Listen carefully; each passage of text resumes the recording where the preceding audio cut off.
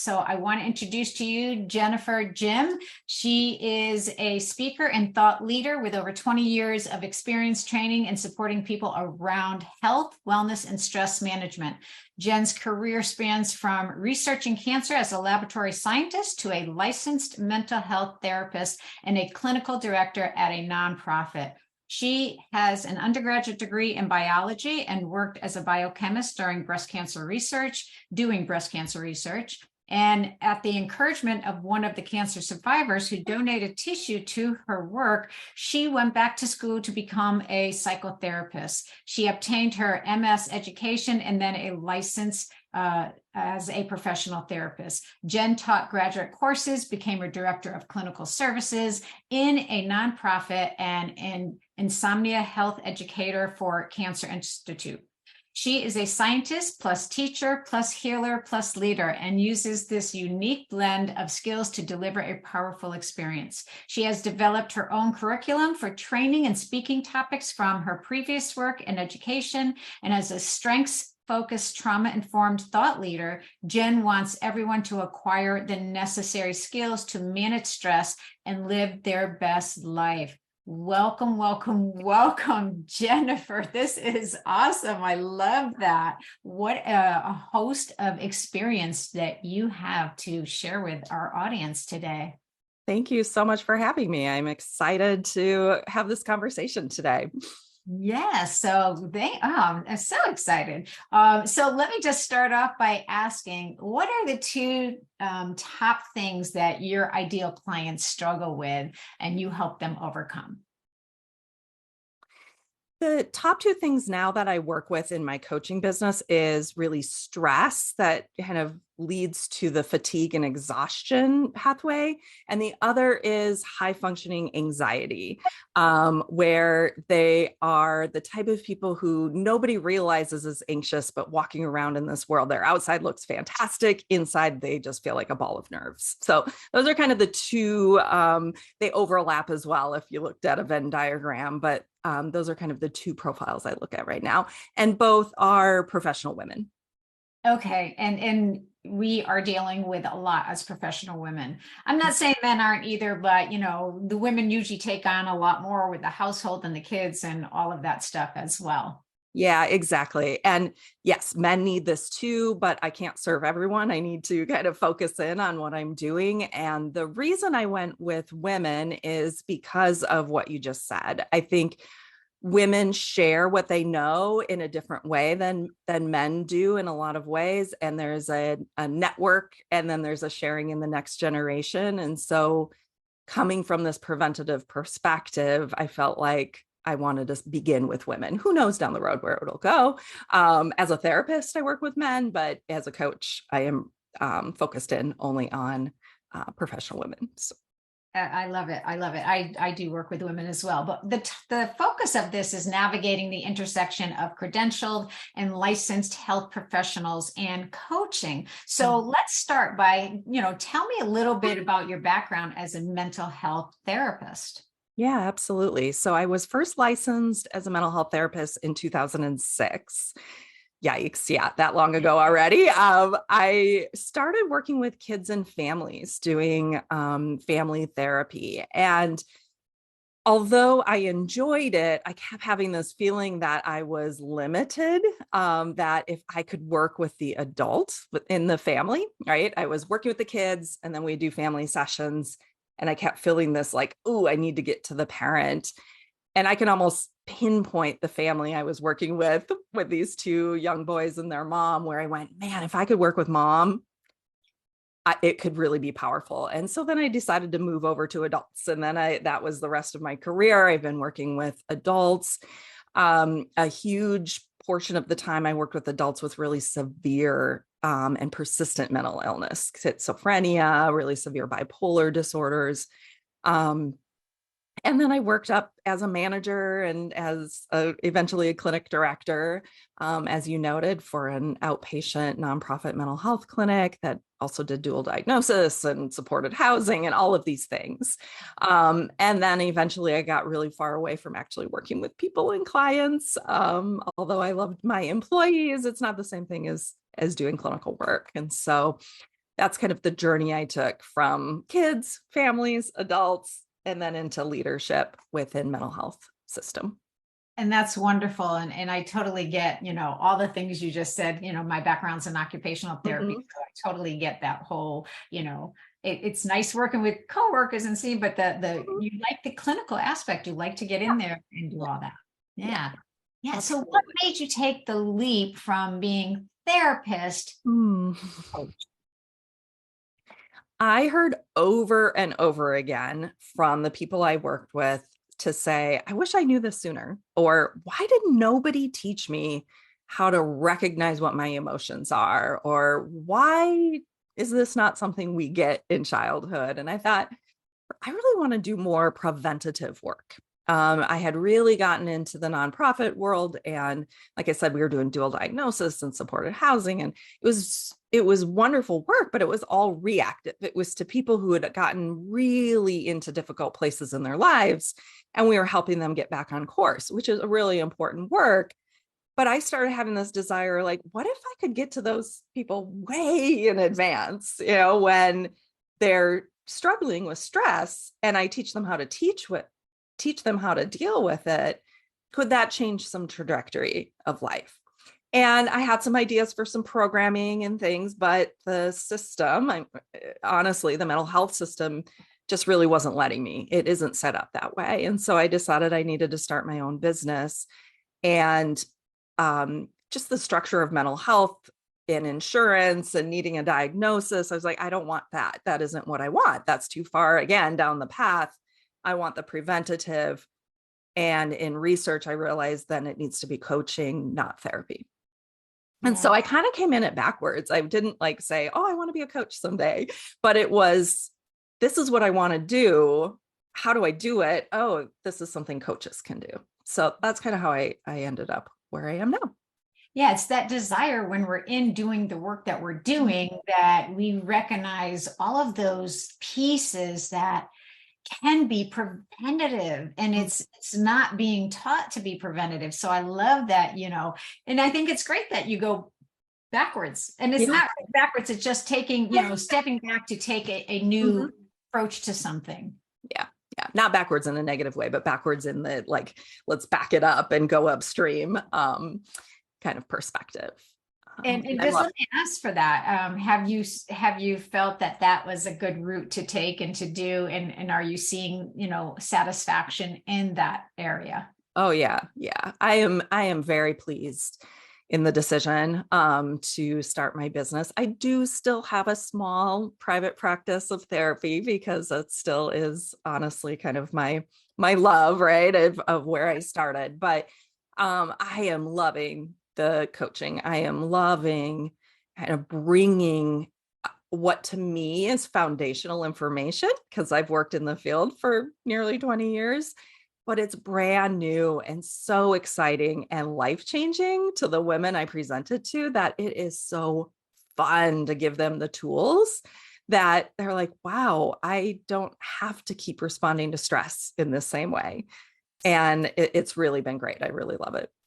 Yeah, and it's so powerful. And I think, especially after the last few years, we've, really need your kind of all kinds of coaching, but your kind of coaching is really, I'm sure, powerful to a lot of people out there right now. Um, Yes, I mean, I obviously would never wish a pandemic to happen, but I do have to say that starting it coincidentally in January of 2020 really kind of was an opportune time to say, hey, I've got some things to teach you about stress. And it really was what a lot of people needed over these last years and still need. I mean, we need it outside of big events within society. We just need it every day. But it definitely brought it to the forefront and the attention of a lot of people. right, right. And so Mhm. how would you differentiate? Because I am working with some coaches now in this group that are therapists, are practitioners, are myself included, rehab therapy, moving, and nurses moving into that coaching aspect, but they're finding like, ooh, I got to be careful for my license, and not crossing the line. So how do you differentiate between being a therapist and a coach? And does it get blurry at sometimes? Mhm. I get this question a lot. And surprisingly for me, it feels fairly clear. And one of the things I do is keep the businesses extremely separate. They are completely different businesses, completely different tax IDs, completely different banks. They're not blended at all. They are very, very separate. And so that's on a technical level helpful in terms of, here's this business and here's that business. On a mindset manner of how I keep them separate is the words I associate with the two different roles are, as a therapist, I am working on healing. We're healing wounds, we're healing injuries, we're healing hurt, we're healing, family conflicts and trauma. That if it's healing, then that's in my realm of therapy. Coaching, I'm teaching. For me, that's the kind of the approach I have in my coaching, is that it's very teaching. I have a lot of digital courses, and so there's this component of teaching. So it's like, is this healing or am I teaching? Is one of the ways I think about it. Now, I coach as a therapist, but I don't do therapy as a coach. So it's kind of like goes, one direction, but not the other. And the analogy I use real quick is that I play tennis, and I had a knee injury a long time ago. And during that process, my tennis coach stayed with me, and we worked on, my forehand and my backhand. And, we talked about strategy and certain opponents I was going to be facing in my upcoming, games. And I went to go see a doctor because of my injury, who diagnosed the injury, but then sent me to a physical therapist, right, who worked with me on healing my wound, right? Getting me back to where I needed to be, and really looking at it from this healing perspective of being able to treat this wound. And so in my mind, I think about that analogy a lot, where I was working with the therapist and working with the coach, because they were doing different things, right? My physical therapist was not working on strategy of how I could, show up for my next game. They were helping me have proper alignment so that when I was stepping and twisting my knee, I wasn't hurting it again and again, right? And so I use that analogy in my mind too, of just a personal experience I had between a coach and a therapist, although a physical therapist, not a mental health therapist like me. It helps me differentiate too. So, and I love that analogy. So thank you for, doing that, because I think that kind of giving an analogy really helps in a lot of different areas, but I think you separated the two, right? And so I really love that. I love that you talked about keeping everything separate, a separate bank account and, separate emails, separate all of that for that one and this one. Any other little tips you can give us on that separation part? Yeah, I would not, just for confidentiality purposes, I would not accept a coaching client as a therapy client, and I don't accept therapy clients as coaching. I refer out, even though technically I probably could. Like, there isn't technically a rule against that. For me, that feels like a dual role. And so I've just made that decision too, to just really help me have clarity, is that I don't. I have plenty of really talented colleagues in both worlds. And so I refer.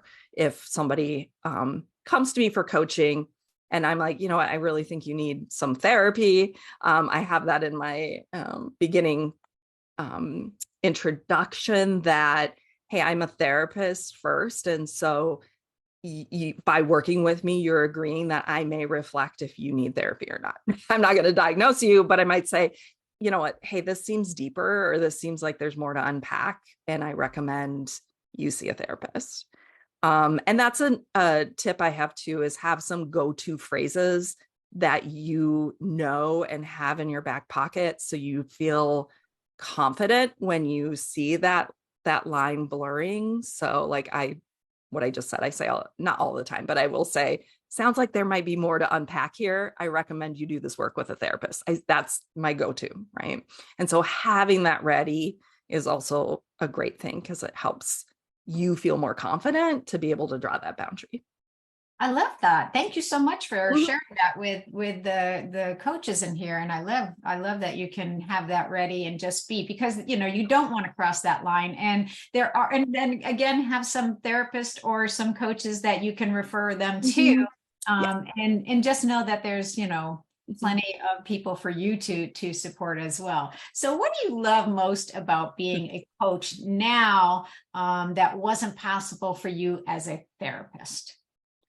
The thing I love most is something I didn't actually anticipate, was that I like that I can be myself more, that there's more of me that shows up in the coaching relationship, because there's less of that, the ethical rules around self-disclosure. And I honestly didn't guess. I wouldn't have guessed that that would feel so good, but it is nice for me to just be a little bit more open. Of course, it's still not about me, right? But that I can talk about my daughter, or, share how I'm feeling about something in a different way. And it makes the relationship with my coaching clients, um, it just feels different. It feels there's like a friendly aspect to it that isn't a part of therapy. And I understand why. And I just didn't realize that was something I would really enjoy so much. So, Yeah, you get a bond, you get yeah. a deeper relationship, and you can tell little stories about, experiences you've had, or experience that, someone has shared with you, and without disclosing any, personal information. But it really just helps that, I think, connection a little bit deeper, where they may open up a little bit more. Mhm. Yeah.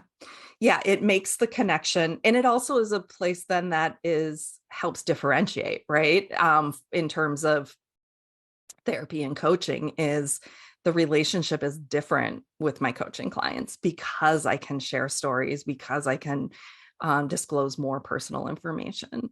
So yeah, it is a deeper connection, or a different connection. Yeah. Yeah, yeah, I really do think that. And I think, they can also refer, people to you if they've had success. But I think we go a little bit deeper in, helping them, as you said, pre preventative more, and not, I think that is a huge thing, that because there are a lot of holistic modalities that we can use. Are there any particular ones that you could share? I use a lot of acceptance and commitment coaching, or based on acceptance and commitment therapy, around really it- gaining objectivity around our thoughts. That there's so much power in our thoughts, and being able to shift that, and really look at that differently. And the other is somatic work. So, looking at the sensations in our body as signals, not warnings, that it's telling us something, but it's like a stoplight, not a ambulance siren, right? We don't need to panic when we feel a sensation. It's like, oh, is it just red, yellow, or green, right? Um, and so I do that work too, just really helping people not be afraid of emotions. I love that. Thank you. I think that will help every person in this group, because, as even health coaches, I mean, we help them deal with all of that stuff too. So I Yeah. really love that. So again, we have coaches, we have nurses, we have therapists, all kinds of different people in this group. So what advice do you have for a clinician, and specifically, who is nervous about starting the coaching business and crossing that line? And I'm in a couple other groups too, and I hear nurses, especially, or therapists, really they hold back because they're so afraid of crossing the line. But even the coaches are afraid to cross the line, because they think, well, I don't know enough to teach you, if you have emotional eating, oh, that might be something that you should go see a therapist about. But there's, so I think any advice you could give, or suggestions you could give, would be really, really helpful. Yeah, well, first, trust yourself, right? Trust that you probably do know the difference, right? There's a fear that we're going to not know the difference, but if you've been doing the work as a nurse, you know what that work is. And so when you start operating in that coaching role, you're going to feel, talk about like somatic, right? Trust those sensations you have in your body where you're like, oh, I'm feeling that yellow light signal. Okay, that maybe means I'm getting close to that edge.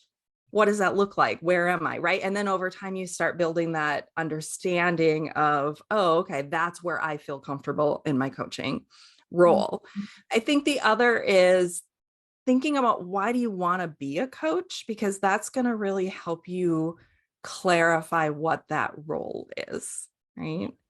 And so, this is just me off the cuff here, but, if you're a nurse and you're working with somebody around nutrition or eating, and they bring up emotional eating, well, you're probably not going to weigh them or, check in on, you need to tell me about all of that.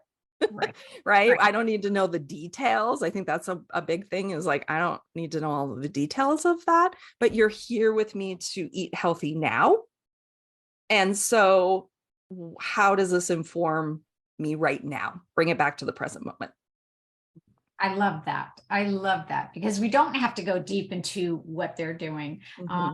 And if they start to, that's when you could refer them thinking that, that statement where, I think this needs to be unpacked a little bit more. Let me refer you out. But also let's just start getting you on a healthier eating path. Yeah. Yeah. And it's fine to do. Start them somewhere, I think is going to be really, really powerful for them to do that. So and I love the analogies you give because I think people understand them a lot better and can actually connect with analogies. And I love the red light, yellow, green light versus the ambulance, So again, thank you for sharing those with us. But let me ask you one, I always ask my guest, what's on your bucket list and something that you really want to do that you haven't done yet?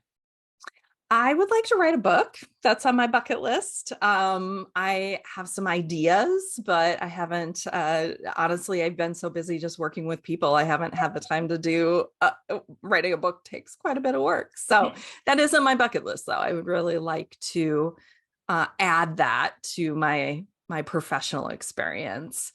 Personally, I've had it for a long time is I'd like to visit all 7 continents of the world. That is a personal bucket list item that I would love to see every part of this world. So. And it's beautiful. It is beautiful. So I'm right there with you on that one. So what's the best way? Because I also know, I tag some nurses and stuff in the groups, and I know some of them couldn't be on the call today, but I did tell them that they could rewatch this and reach out to you for, connection and stuff like that. So what's the best way for your clients or people in the group to get a hold of you You can directly email me at Jennifer@renewcoachingnw.com. The NW stands for Northwest. I'm in the Pacific Northwest of the United States. Or I'm on Instagram and LinkedIn are my primary social media, and that is at Coach Jen Jim. So that one's easier sometimes. It's pretty quick. And feel free to direct message me on there and just say, hey, I saw you in your conversation with Lisa. I would love to talk more. Okay. And if they direct message you, it's Jen Frederick, right? Jim? If you're on Facebook, yes, it's Jennifer Fredrickson Jim. And I do that, that's my maiden name, but there is somebody with a very similar name on Facebook. And so it helps differentiate. So yes, thank you for calling that out. Facebook. Okay, because I was trying to I'm like, where is she? I know I talked to her on Facebook. Where is she? And so I think that you also have a freebie for our guest and the coaches in here is Get Your Needs Met, 20 actionable scripts to help you set boundaries and bring focus to yourself and your well-being. I am going to post that link down below along with your, your social media handles, and people can reach out to you you. I'll post it right underneath this video. And I'm really excited that you came here today. You gave us a wealth of information, and I so appreciate that. So yeah, I'll be putting this also on YouTube. So I'll let you know when it's on there, and you can check it out on there as well. That sounds great. Well, thank you. And boy, the people you're working with and serving in this group are so needed. Professional health care coming into this coaching realm. So you guys are doing wonderful work. So yes, Thank you for we saying can do that. to help you get that confidence and get out there and do that work. It's needed. So It is, and I tell them that all the time. And I think there's a big shift happening from the medical world into, coaching, because we can offer so much in that as preventative versus everything else, instead of reactive, as you said. yeah. Well, thank you so much. Thank you. I really appreciate it. And you have a wonderful day. You as well. All right. Thank you, Jennifer.